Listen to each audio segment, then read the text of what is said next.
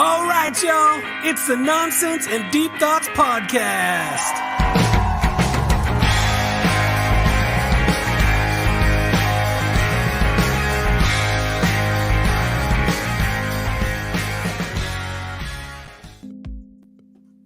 Welcome in, everybody. Thank you guys for joining us tonight. We are joined by Carly Runco, the founder of C.A.P.E.S, which is Carly Allen Personalized Education Services. What's up, Carly? How are you tonight? Hi, good. How's it going? Absolutely wonderful. So I just want to say, before the show, we were talking and it's so crazy to me, and it makes me feel so old because you've grown up since I remember you. Like, you were a camper of mine back at the YMCA day camp where I was a counselor, and you've changed so much. You're so mature. You're such an adult. You're thriving in the world, and I feel like I'm ready for my walker. I feel so awkward, and I gotta say too is I keep seeing so many of the kids that I had at that day camp, and y'all are grown up. Y'all are becoming wonderful adults who have your own lives, and you're hitting goals and doing great. And so many people are starting their own families. I remember so many kids from camp that I see now with their own kids. Yeah. It's crazy. I'm even at the age now where I'm feeling old with some of the kids that I had as campers. Yeah. So after I moved up and moved out and you got a little bit older, you became a counselor too, yeah? Yeah, and then I was assistant director too. Assistant director? Yeah, I stayed there a very long time. How long were you there? I did 9 summers. 9 summers total? Yeah. It's a little bit longer than I was there. As a camper, so. Yeah, that's a long time. Yeah. You loved it, dude. I loved it too. That was such a great job. I absolutely loved being a camp counselor, and if that was something I could do to support a family, I would definitely try to do it. And it's unfortunate that it was just a summer job, but it was very hard for me to get out of there. It actually took my husband telling me I had to leave because I just was lucky enough that everywhere I worked at the jobs I had focused around a school year, or I would leave a job at the end of a school year, and then I would just, every time I said I was done, I would go back there. But I didn't want to leave. It was fun going to work every day. So it was, and I don't know. I felt like I was sucking the energy right out of the kids. I was so happy at that job. I felt like I was really doing something positive. I love the kids I worked with, all the families I met, all of my coworkers, and then even when I became assistant director, like all the counselors that we hired, that same thing, like they were my campers and then they became counselors, and it was just I was like, you get paid to play every day and go swimming. Yeah. It doesn't like that. That was my thing about it back when I was younger too, is I was like, man, I'm playing sports with these kids all day. I'm having a good time and I'm getting paid money for that. And no nights and weekends. That's what I always told people. Like, college job where you don't have to work nights and weekends and you're getting 40 hours a week. Yeah. You don't want to go work in a restaurant where you're working when all your friends are off. Yeah, can't beat it, man. So what was the difference between being a counselor and being assistant director? Did anything really change much for you? Did you have a different perspective on things, or was it just business as usual? No, not really. It didn't change that much. I felt like I had more responsibility as assistant director. That's when you have to deal with the parents, but I usually had a really good relationship with the parents, so I didn't mind it. When I started there, I started working there my first year in college, and I was with the youngest kids, the kindergarten through 2nd grade group. And it was me and my friend Gabby were the counselors there, and Rich Palazzo was the director at the time. And he really just like trusted us all to do our own thing, which was really nice. So I don't really remember that. I mean, I remember you guys as counselors being a lot of fun, but I don't know as far as the work end of it, but we really kind of just took charge of our own group and did our own thing. So then I kind of just fell into the assistant director position after that. Yeah. And it wasn't too much different. A little bit more responsibility, but it was still fun. And we still got to have a relationship with all the kids and stuff. Yeah, my last year or two, I wasn't assistant director. I think they had me as sports director, so I was only there Yeah, they had part it time. different back then. Like they had like lead counselors and then like assistant counselors, and then they had like different directors for each section. Now they just have counselors for the groups and that's it. Yeah. I See, think it my actually is not as it's gotten big again. There's still a lot of kids there, but I feel like when I was a camper, it was bigger, and I may just think that because I was younger. yeah. But they had like the specific different like sports director and that kind of stuff. Yeah, that's something that's so true. Is the way we remember things tends to be bigger than it actually is. Like when Yeah. I was younger, everything seemed so much bigger, so much Mhm. greater than it really is. But I had this weird transition when I became sports director. I was helping out Mark at the time, Well, and the day-to-day stuff wasn't all that bad, and dealing with the parents wasn't all that bad, but I had this idea in my head that I had to be like this authority figure. yeah. And I felt so bad because, I just wanted to have fun with the kids, but I also felt like, I needed to be the one that was on top of them and calm them down and make sure they're paying attention and listening. And I quickly started to feel like the bad guy. I was like, man, this is not the same as when I was a counselor. It was Yeah. so much different. It's hard to find that happy medium. Yeah. So throughout the years when I was there, the location of that place changed. So where did it end up when you were last there? So we were up at Lakeside. I think they started at Lakeside when I was a camper. I don't remember if you were still a counselor then. Did you were you a counselor at all up at Lakeside School? I was a counselor before we moved up to the lakeside. Yeah, I yeah. was down at Apple Grove. I was there down at Apple Grove, and then I was one of the first campers to go up to Lakeside. And then it was there until COVID hit. And then during that time, we did a small camp on a smaller scale. We still did it like that whole summer when everything was shut down and stuff. We just did it it was specifically for like essential workers and stuff. So that was way different. And we just did it at the Y. So we really had to get creative with what we were doing. And then that was my last year in 2020, that summer. And then they just moved back down to Apple Grove the past 2 years and started doing there again. Oh, We were good. trying to move back down there when I was there. I was really supportive of that because it feels more like camp. Yes. And, it gets back to those, like, you're outside all day and being, like, really being kids. So I know Tina was really pushing that too. And they're back down there now. That's good. I was gonna mention that too. Is I really missed when it was down there. Once it moved up to the school, it almost had like an after school program kind of vibe to it. Yeah. It didn't feel like camp. Mm-hmm. But when we were down at Apple Grove, you had so many different options for Yeah. things to do. I mean, you're right there on the river. A little. And I felt like we did more because you were like forced to be outside all the time Yes. at the school. If it's hot out, then you go inside where it's a little cooler. Yeah, what you had a pavilion down at Apple Grove, and Yeah. you hid under there for a little bit, but then you got right back out in the sun. Mhm. Make sure the kids have sunblock on, and God, Yeah. that was always a fight with the little ones. Anyway, lucky for me, I generally dealt with the older kids, which Yeah. was nice because that's who I related to a little bit better myself. Yeah. I was always better with the middle school kids. I was always with the younger ones until I became assistant director. Then I kind of just like oversaw everyone, but it was always the little ones that had my heart. Yeah. Oh man, to me the younger kids are tougher, but they were always so good. I think the whole camp, all the kids that I had when we were there, it was just so much better.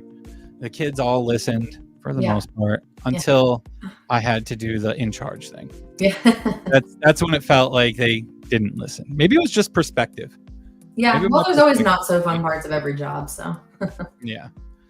So after that, now you got into your tutoring career.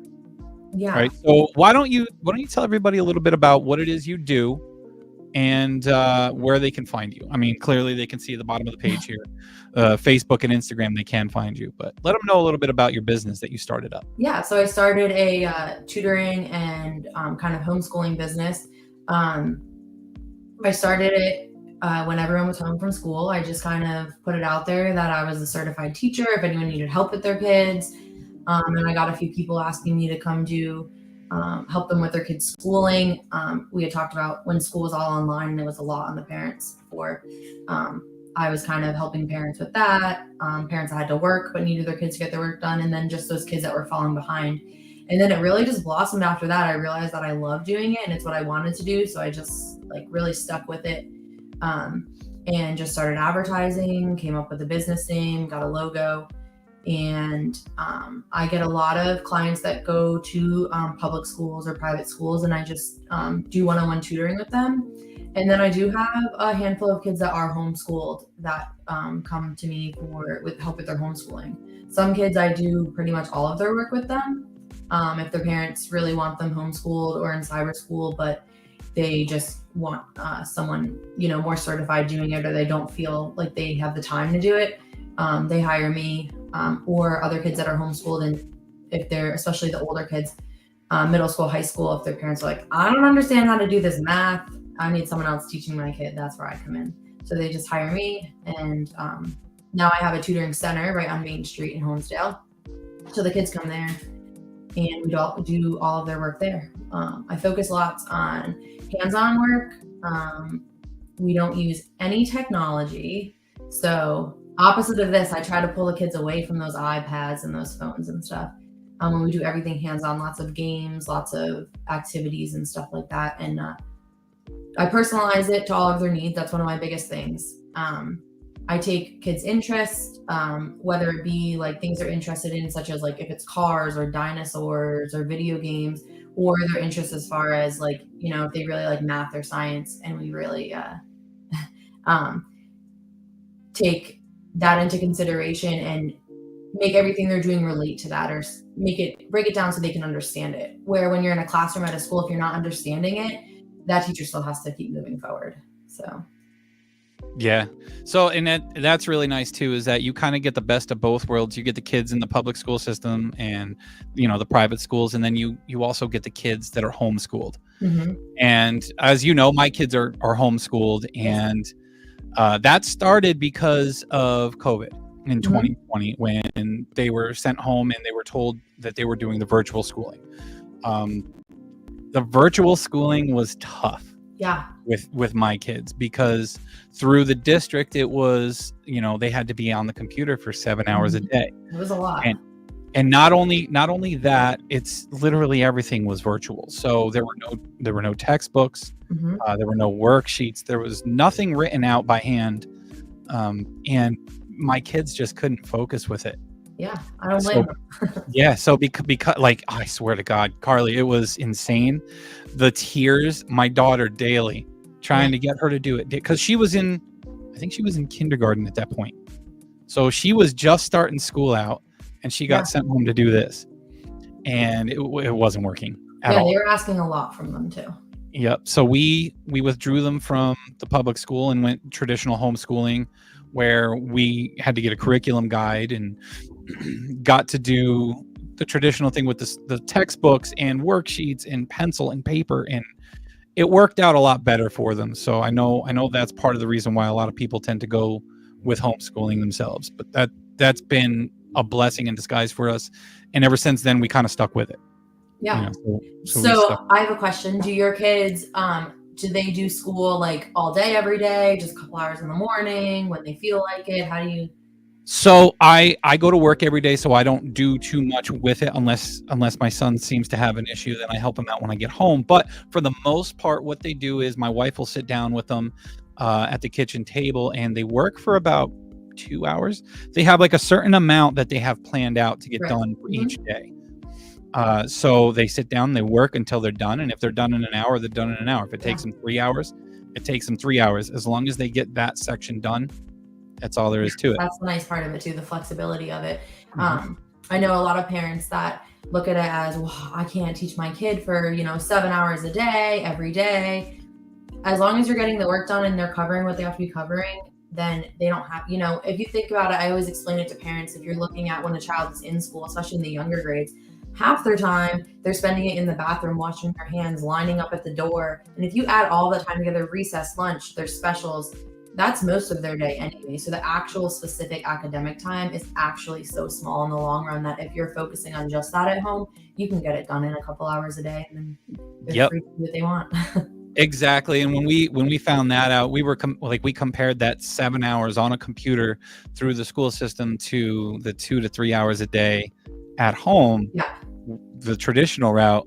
It was a no-brainer for us. And especially your son who's a little older, if he sees that, oh, I can get all my work done in 2 hours, I'm assuming he probably loves that because he actually had that experience of being in school all day. Yep. So I know a lot of kids that see that, they're like, oh, I'm already done with my work. I don't have to do it for hours and hours. Yeah, and we're lucky that we're in a position where we can do that. With me working full time, my wife works part time, so she works a handful of hours a week, and she's lucky enough to be able to take them with her to her job. So she cleans houses for a few people, and they allow the kids to go with her. So that's nice. That's one of the hardest things that parents say is about the being able to do it and working in their schedule, and especially if you're working. But I know working parents that do it, parents that work full time, and if they have childcare for their parent or for the children, they do it for 2 hours at night and they get it done. Yeah, absolutely. That's what I was going to say too, is if we did have a situation where the kids had to go somewhere to be watched for the day, we could take care of it at night. I mean, it's really, I know some people say it's really difficult, but I think it's manageable if it's something people really want to look into. I would encourage it. I think it's great. I love being able to homeschool them. And the nice thing about it is I feel like we can add in to the curriculum some of our own touches. Like my wife likes to work on gardening with them. She likes to work on cooking with them. She likes to teach them. And those are very important things, sometimes more important than some of the things you learn in school. All these life skills. I think it's great.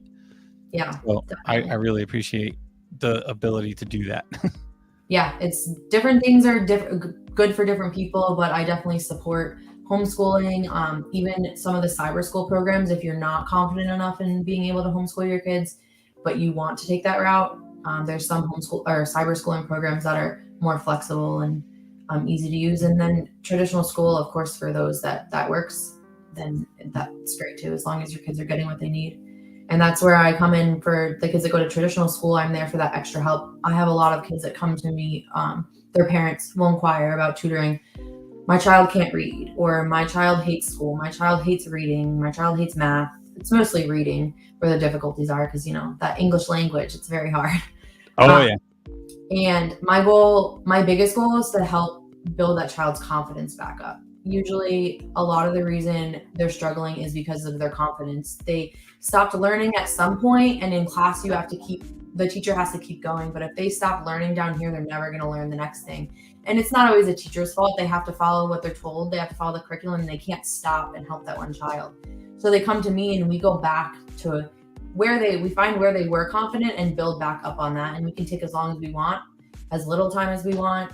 I can make it interesting to them. And I have parents that tell me my kid knows how to read now, and it's because of you, or my child loves coming to tutoring every day. And that's what I want. I don't want it to be a punishment or them not liking it. So. Yeah, that's beautiful. And I think as far as the falling behind thing goes, it's easy for young kids to get anxiety about that. Once they start to fall behind a little bit and they feel like they have to play catch up, I mean, it's like something in the brain clicks.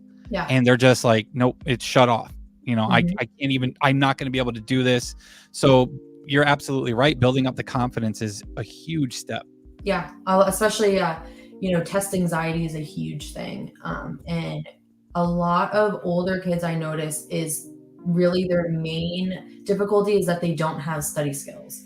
So they understand the information when they're in class, but I was the same way. When it came to taking tests, I was awful at it. I was a good student, but I was awful at taking tests. And we just have to focus on giving them those study skills and finding ways that they can enjoy studying. So if they get a study guide at school, they're not going to take it home. No kid is going to take it home and just read it over and over.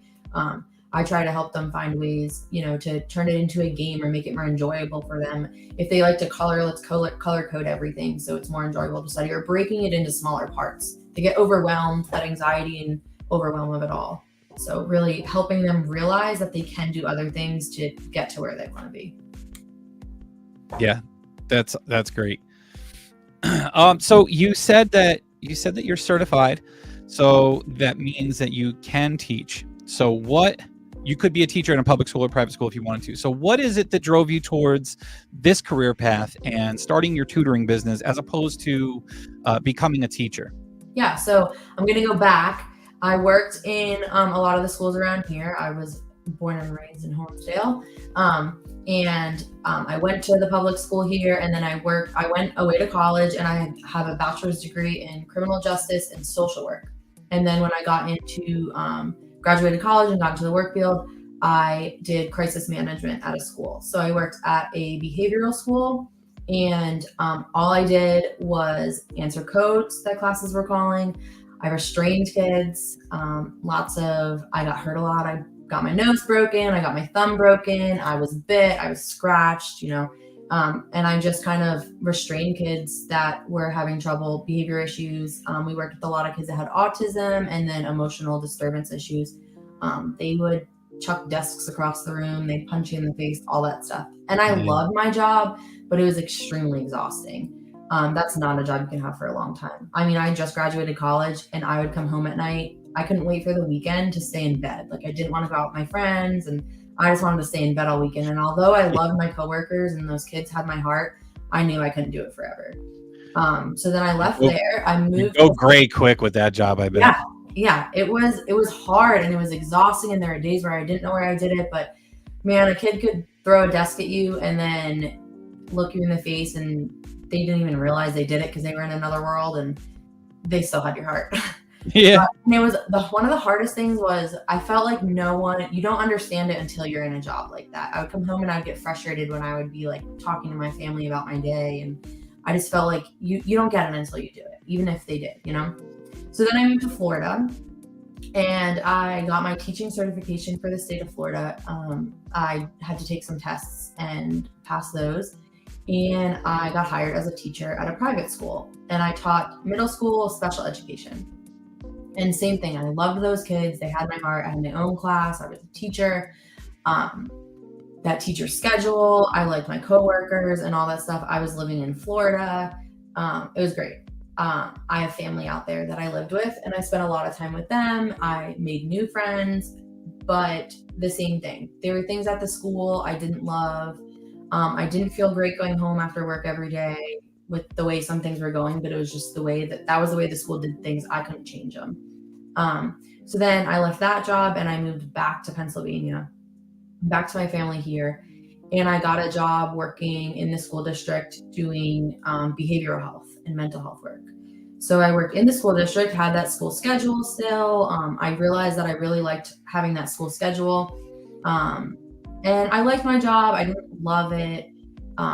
But I had that mentality that I always thought when I was younger, you grow up, you get a job and you have to work because you have to make money. You may not always love your job. You want to like it, but you're probably not going to love it. Most people, I've learned as I get older, most people don't love their jobs, but you work your butt off all day to make money to pay your bills. And that's just the way life is when you're an adult. So I thought that I was doing what I was supposed to be doing. I was working a full-time job. I was making money. I was paying my bills. I was saving money, but I wasn't like happy doing it. So then a friend of mine and I decided to open a daycare. So we went through everything to open a daycare. You have to deal with the state a ton and all this state licensing. Daycares are so needed, especially in our area. More childcare, better childcare. So we opened a daycare. We did everything. We got a room that was cement floors and cement block walls, and we had to do everything. We had to put the flooring in. We had to paint. We had to buy all brand new furniture, all the supplies. I went back to school to get my teaching certification for Pennsylvania as well, so we could also have preschool at our daycare. Everything down to the last poster on the wall to make sure we were ready to open. And when you're trying to open a daycare, and at least in the state of Pennsylvania, you have to be ready to open before you can get your certificate or your licensing, but you have to get your licensing before you're ready to be open. Wow. So they overlap and there's no way to get around either of them. So we went to these classes we had to take. We did all of this testing. We did, paid all the fees we had to pay, spent all the money on getting everything in there. Like I said, the paint, the flooring, the furniture, all that stuff, the supplies. And we wanted to make sure everything was brand new, not like, old used stuff. And then it was time, we were talking with the state the whole way through. We were on track, ready to go. And then it came time for our final inspection, I guess it would call for, to get your certification. And the water system in the building we were in needed a filtration system. And we were renting our space. So we were ready to open. We had kids registered and everything. And then we couldn't open because of that. And because we were renting our space, there really wasn't any way around it. And then COVID hit. So it kind of was a blessing in disguise that all happened at the same time. But it was also hard because me and my partner had quit our jobs because this was going to be our full-time job. We were opening this business. And then all that happened and we really didn't know what to do. So we put it on hold. I went back to the YMCA and kept working there, which was a huge blessing to me to be able to go back there and just have that job and that security. And we really didn't know what to do. We didn't know if we wanted to keep pushing, find somewhere else, open our daycare, move on. Was it a sign that we shouldn't be doing that? And then I kind of tossed around the idea of doing tutoring. It's needed. Maybe I'll do that first and then turn it into a daycare once this COVID stuff, all this shutdown calms down. I could go get a job in the school, but I didn't want to. There's a lot of things for me personally, like we talked about with homeschooling, like the flexibility, being able to teach them what you want.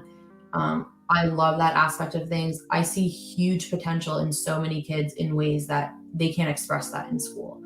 And I can't myself go to work every day, be it being a teacher, and not be able to help those kids work on those areas that they want to succeed, and just go home every night doing what I was told to do and see that those kids have more potential. But then me, myself, have more potential too as a teacher.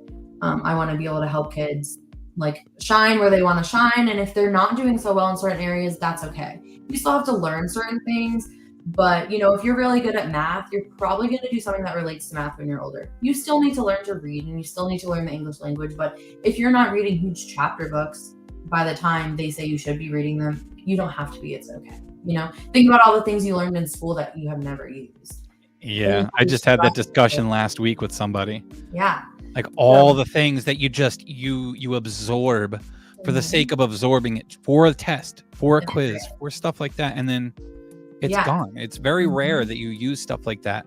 Yeah. Or, the specific ways in a school that you have to teach the kids a certain way, like the crazy ways to do math or, all that stuff. I really believe in teaching kids the way they learn. So, all kids have potential. Some kids, it's harder to do certain things than others, and that's okay. But we're going to work more on that stuff instead of this is what the curriculum is. This is how you're going to learn it. And if you don't learn it this way, you're wrong. They're not wrong if they're not learning it a certain way. And I know a lot of the times in a school, it's not even a teacher's fault or even a principal's fault that that's the way it is. It's just, the curriculum they're dealt, what they have to teach them. And I like to teach kids that, especially in math, I always use that as the example. If we need to find an answer to a problem, I want to teach you the different ways, the different, strategies to solve that problem. But in the end, whatever way works best for you, that's what you're going to use. You're not going to be in a store trying to add up your groceries using this certain kind of math that's confusing to you. You're going to use the way that works for you in real life. So teaching those kids that that's okay. You do still have to listen to your teacher and learn the other ways because you want to be able to know all the other ways because you're never going to know if it works for you if you don't learn it. But when it comes to being tested on that stuff and what you're going to use in the future, do it the way that works for you. So then my business kind of blew up. I loved what I was doing and I really turned it into an actual business. And that's where I am now. I used to go to people's houses. I used to do it out of the library. And then I started with 2-3 clients. And this summer I had about 50. I had 2 employees. And we just work with kids one-on-one. In the summer, we do group programs. We do fun activities, kids nights, science camp. And we really just work with those kids and dive into what they specifically need. That's to me, that's the beautiful thing about your tutoring service. That's the beautiful thing about homeschooling is that you can teach all those different ways of how to do something. It's all. Yeah. And To me, it's not just an education thing with that. It's life in general. It's sports. It's everything.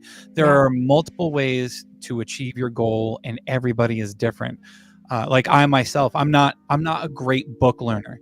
I'm not good if you hand me a book and say, here's a booklet on how to do this, that, or the other. Go do it. I'm more of a hands-on learner myself. Yep. Me If too. I'm with somebody who knows what they're doing and they show me how to do that, I can pick it up like that. Yeah. But if you give me a book, forget about it. Yeah, totally. So we have tons and tons of shelves. I have 3 rooms. We have shelves full of hands-on materials, and we use them for everything. I will pull out, manipulatives if a kid isn't understanding something. Even if they are understanding it, it's more fun. They understand it better. Most kids learn better hands-on, and I try to turn everything into a hands-on activity, a game, different things like that to make it more fun. We use worksheets, but we don't use technology at all. I try to keep the kids away from the iPads and the phones and all that stuff. They do enough of that stuff at home. So Absolutely, dude. So I definitely pride myself on that, and I pride myself and my business on the fact that we take the time to personalize everything to a child's needs. It's not, every child that needs to learn reading, we use this program or this worksheet. I take the time each day to look at what I'm going to work on with that specific child, and I either create my own or pull resources from the internet, purchase things I need to purchase. Even if it's just for one child that I'm working with, I'm going to buy those supplies that I need so that they can learn what they need to learn. Everything is personalized to your child and what they need, and also to their interests and what they enjoy. I think that's awesome, man. You put a lot of work and a lot of effort and a lot of thought into it, and I love that. So when you first came up with the idea for this tutoring service, did you expect it to blow up and be a full-time business, or is this something that you originally planned on having as something that you earned supplemental income with? Yeah, no, I really just looked at it as how I started was I threw up a Facebook post. I wasn't really working that much. I was working at the Y just part-time. They weren't really open that much at that time. I knew everyone was home. I said, my heart is in teaching, like teaching kids and working with kids. If anyone needs some help, I'm looking to make some extra money. I have the qualifications, I'm certified, all that stuff. I have tons of rapport with families and, resources and stuff. I had, everything from when we were opening our daycare was in my basement in storage. So I wanted to put that stuff to use too. And I wanted to put my knowledge and that kind of stuff to use. So I threw it up on Facebook. I had a few families reach out, a bunch of people shared it.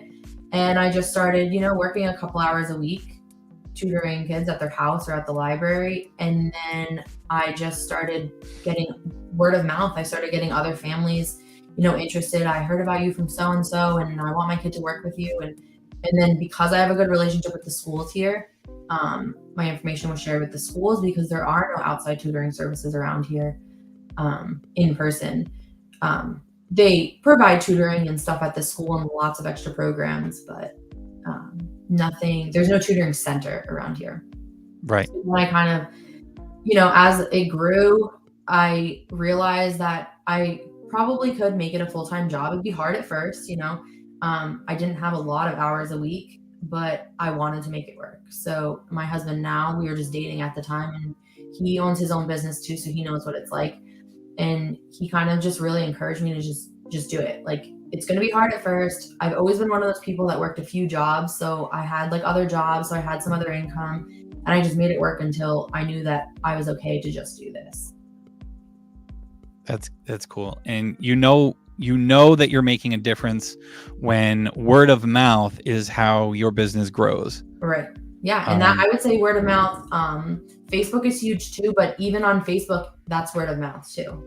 Someone sees me or someone uses my services and they share that with their friends and family. Yeah, that's great. I'm happy for you. I'm glad that it took off. And I'm glad you're doing something that you love and that you can clearly see you're making a difference. I definitely enjoy, with owning your own business, obviously there's the hard parts of it and the things you don't want to do. But I definitely enjoy going to work every day, and I feel good when I leave every day. And I know you've talked about that in your podcast before too, like knowing that you feel good about work. Like I said, when I graduated college, and I thought that's how it's supposed to be. You know, you're supposed to just work. And I feel like we all think that that's just how it's supposed to be, you know, and realizing now that it doesn't have to be like that. I mean, it does take hard work, and especially, you know, when the daycare wasn't working out, not for any reason at our fault. I was not in a good place. It was really hard. I had no idea what I was doing with my life. I didn't know what to do from there, what I was supposed to do. Am I supposed to just go get a job that I don't want? And I had to really stick to my guns and stick to myself that no, don't just go do that because you need a job. Like, figure it out. I mean, I'm lucky enough I don't have kids yet, so it's a little easier to say that. But even then, I still had bills to pay, you know, and it was hard. I was stressed. I was depressed. It wasn't always sunshine and rainbows. Yeah. Moments like that hit hard. I can't imagine, excuse me, I can't imagine dumping that kind of money into a business that's not even up and running yet, and then just having that hit and having that stop before it even gets going. It was hard. And the hardest part for me and my partner was that we had a huge clientele already, a huge following, and it wasn't our fault. And luckily, we've been lucky enough that most people know that, like, you know, all of our families and stuff, they know it wasn't anything of our fault or anything that we could control. So it, you know, it didn't really end on bad terms in that way, but it was hard. It was embarrassing, and it was hard. Yeah, I can imagine. God, I had somewhere that I wanted to go, and then I thought my brain works very strange sometimes. Like, I had somewhere to go, and then I just completely lost it. I will say one thing. Now that I look back, it is a huge blessing in disguise, because owning a daycare, I give a lot of credit to people that do it, because you have to deal with the state so much. You have to work long hours, and I work long hours now too. Like, most nights I work until 7:00 at night. By the time my last client leaves at 7, by the time I leave at 7:30, and I'm there from, you know, in the morning, because I work with the homeschool kids during the day. It's a long day, one-on-one with students. I have no other adult interaction. I'm working one-on-one with students in an office. That is the one downside of it. But if I do need off for something, or if I am taking a vacation, my husband and I travel a lot. I can, you know, we're closing next week. There's no tutoring sessions. In daycare, people are really relying on you. And it's a lot more taxing, and dealing with the state and all of that stuff, you know. I have to deal with some of that stuff, but not on the level that I would have. So I always look at it as all of those bad things that happened, and like that, like, low point in my life was, now that I can look back, I can see that it was all like a blessing in disguise.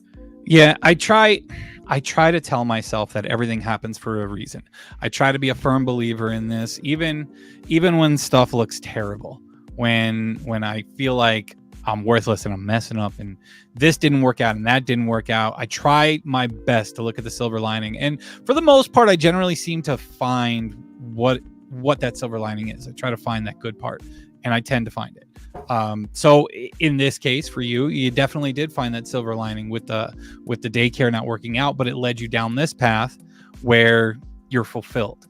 Mm-hmm. And you're doing something you love. And like I said earlier, you're making a difference, and it's continuing to grow. I did see that you are currently looking for more tutors to add to your staff. Yes, I am hiring. I am looking for some tutors, some part-time people that want to work part-time. It's very flexible. Like I said, you know, there's times my husband and I travel a lot, so I'll take off. We just tell our families ahead of time. If you can only work certain days a week, then those, I have Fridays off right now. So I only work 4 days a week, you know, and I really like that. Sometimes I'll add a few Fridays in there, but, I am looking to hire some more tutors. We have a waiting list of children that still need tutoring services that have come to us in the past. So if there's anyone out there that's looking for a part-time job locally, then you do not have to be a certified teacher. I was going to ask if you have any qualifications. Yeah, I mean, you have to have some experience or your teaching certification, or this summer I had 2 employees, and they were 2 lovely ladies that are in college for education. So it was a great spot for them to get some experience in there. But as long as you have some experience, obviously having your teaching certification is a plus. But I work with you, I train you, and you really have the freedom. I will say my employees have the freedom. They have their own office. They work one-on-one with the kids that they're working with. I'm not hovering over them. So that's a nice thing too. I always look at jobs I had and why I like those jobs. And, my bosses and stuff, they make a huge impact on why you like a job or not. So I try to Yeah, remember that. 100%. They I can really be a do. little controlling sometimes, but I try not to do it in a bad way. Yeah, and that old phrase that it says people quit bosses and managers. They don't quit the Yes, job, and very that's true. It's true a lot of the time. true. And I think that being a tutor for you would be a great opportunity for students, like college students like that are going into the educational field. Yeah, it's I going to think that look great on their resume. They get yes, the experience, and get their feet wet with it. Absolutely. yeah, and I know the girls that worked for me this summer, they were really nervous at first, but then they got in there and they just built such good relationships with the kids. They still talk to me now and tell me that they miss seeing the kids and they want to come visit them. And they're able to build that relationship besides just going into a classroom and student teaching, working under another teacher in a classroom. And that's pretty nerve wracking. Like, I had to do it as an adult because it's one of the requirements to get your certification. So I just had to do that 2 years ago or a year and a half ago. I had to go student teach in a classroom. And even as an adult who was a teacher already before that, it was just one of those requirements. I had to go do it. It was still nerve wracking to me, because you're going in under a teacher who already has had that class and you're just kind of taking over what they're doing, and you want to do it exactly like them, but you also want to do it your own way. I was lucky enough. I had a great mentor she was actually my first grade teacher. So that was cool. Oh, that is pretty cool. But definitely working with me, you really get to get your feet wet and feel that out, but it's not as nerve wracking. Yeah, on your own terms is important. You get that one-on-one time with the student, and it kind of eases you into it. It's not like getting thrust into a classroom full of 25 to 30 kids all staring at you, wondering what you're going to say or teach Right. or do. It's just one-on-one. You're in there, you're observing the student, you're getting to know them. You figure out a way to help them through their problems with whatever it is they're doing. Yeah, I really let those tutors that work for me kind of take the reins on creating and providing the work that they're going to work on with the kid, because in the long run, they know them better than me. I'm there to help them and give them ideas and stuff, but I really want them to, be creative themselves and think about what things the child they're working with needs to work on. So you really have a lot of freedom. I'm there to help you, but I'm not there I don't sit there and tell you what to do with the child that you're working with, or what exactly you have to work on, or I don't hand you a folder full of stuff that you need to work on with them. It's really up to you. And my tutors this summer, they created their own activities, some games with their kids. And I would hear them in the other office, laughing and playing games with their kids and stuff. And I want my tutors to enjoy it, and I want the kids to enjoy it, because I want to enjoy work every day. Yeah. So it's, to me, what it really sounds like is YMCA camp for education.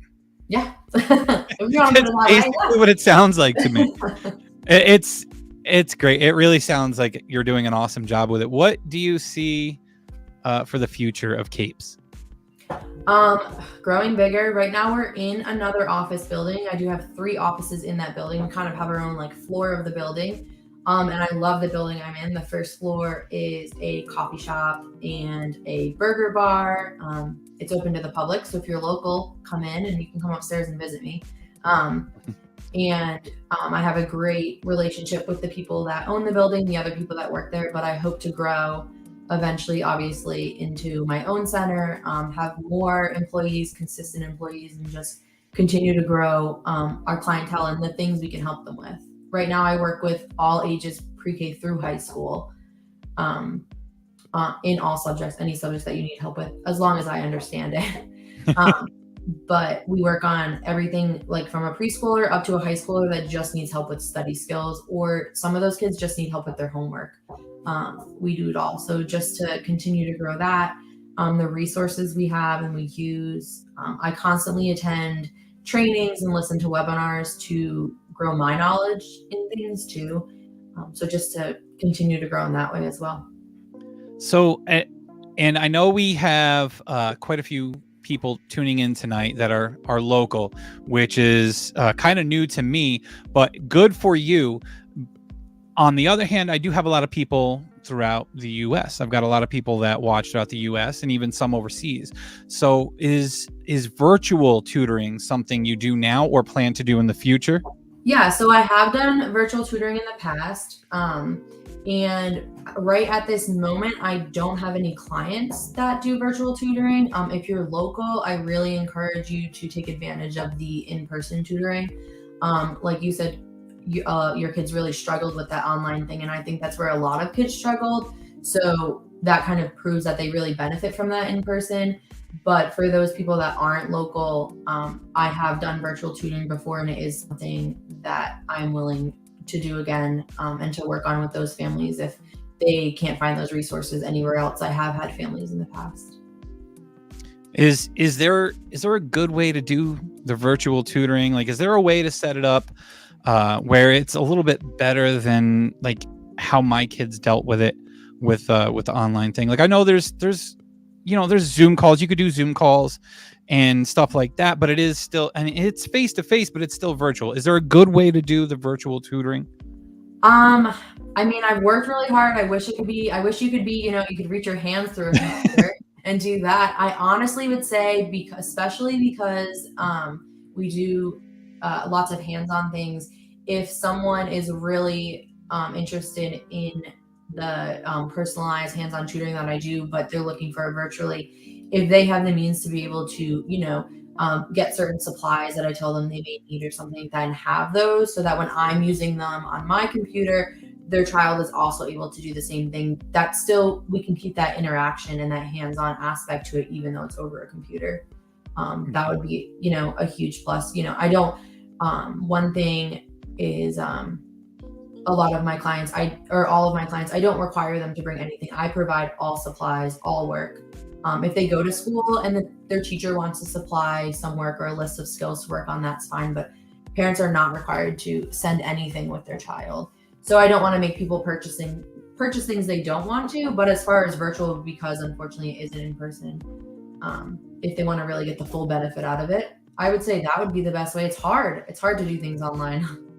Yeah, it is. And I, even as we sit here chatting about it, I'm trying to think of ways that could make it a little bit more personal, and it is hard. There's But lots I'm of like, online things now, like on Zoom and different platforms, Google Classroom, all that stuff, where you can really do interactive stuff, which does work well. I've used that stuff in the past too, and it's not that awful as long as the child is able to use it and it's user friendly. yeah. So yeah, I really want people to come to you. Even, all the people that are watching over in California and down in Florida and up in Michigan, because you're awesome. And forget the tutors that are over in their area. They need to come to you. Yeah, I love do anything we can. Well, hey, I'll even travel there. My husband and I love to travel, so. There you go. They like to travel. They need to take a vacation. So if you're over in Michigan, where do you want to go? Where do you want to vacation next, Carly? You know what? We have a goal of visiting all 50 states, and Michigan is one of the last ones over here on this East Coast section that we have to get to. So if that's first up, and then we'll push our way west. See, there you go. You guys just got to help her line up her vacations properly. So there you go. Make sure you hit her up. You see working vacations. You see it scrolling at the bottom of the screen there. You can find her on Facebook at Carly Allen Personalized Education Services /C.A.P.E.S there. And on Instagram, it is C.A.P.E.S_tutoring. Don't forget the periods in between all the letters because heroes wear capes. You like that, right? Yes, that is great. Look at this beautiful overlay. Good Lord, that looks so nice. Yes, be sure to follow us. We have lots of activities too. It's perfect. Is there anything else that you want to plug? I see you're doing a giveaway. Is that still going on? Yeah, that goes on for about another week. So let me pull this up real quick too. Yeah. For those that are local to our area, once a month we do a kids night. And it's just pure fun. We feed the kids dinner. Parents, if your kids are in that age range from kindergarten through 5th grade, you get a few hours at night without your kids to do whatever you want. You drop them off.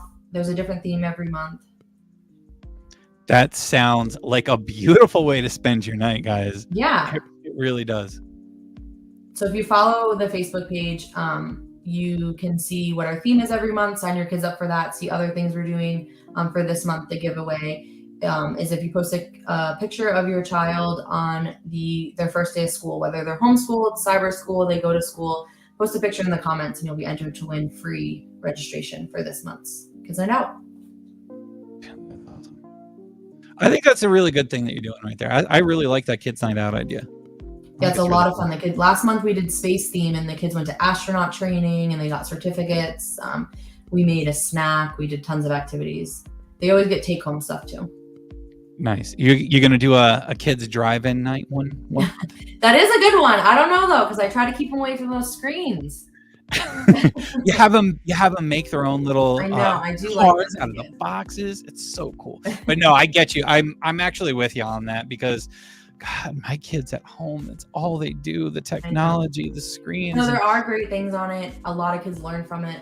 Yeah. I encourage it in that aspect. But when they're with me for that hour a day or those 2 hours, few hours a day, I keep them away from it. We feed them dinner at kids' night though, so you don't even have to worry about dinner. That is awesome.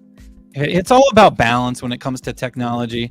If anybody listened to our episode 43, I think it is, I declared that technology is going to ruin us. It's going to be the downfall of our civilization. Make sure you go back and listen to that. You know, a lot of good stuff in that one.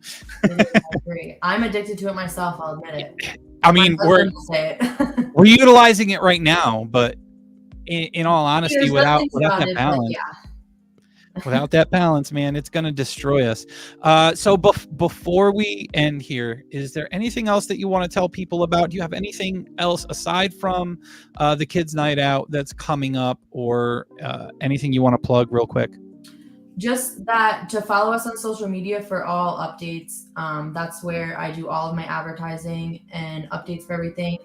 If you ever have any questions, I'm always here to answer questions. Sometimes parents will message me just to ask a question about homeschooling, or if they're looking to get into homeschooling, how to get into it. I'm always here for consultations, to answer questions, have meetings with parents. And if you're interested in services, reach out, or if you're interested in a job.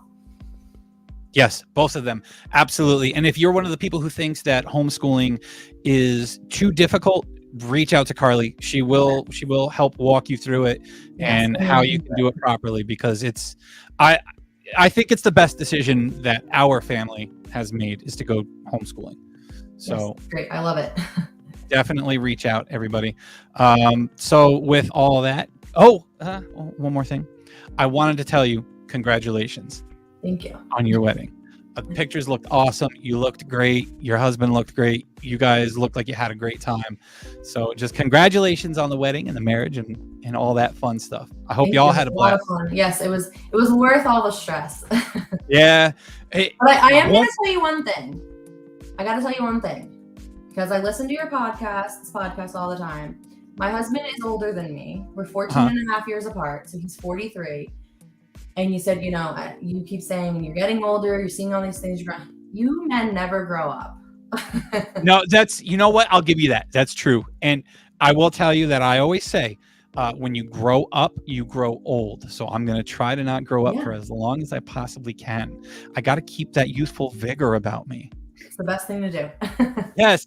You gotta be lighthearted. You gotta have fun, because if you don't, man, who wants to walk around with a stick up their butt all the time? You know. That's why I fell in love with my husband, because he's a lot of fun. He's young 43. Yeah. He seems like a great guy. I'm glad that you found happiness in love and in your career. I'm very happy for you. It's nice to see.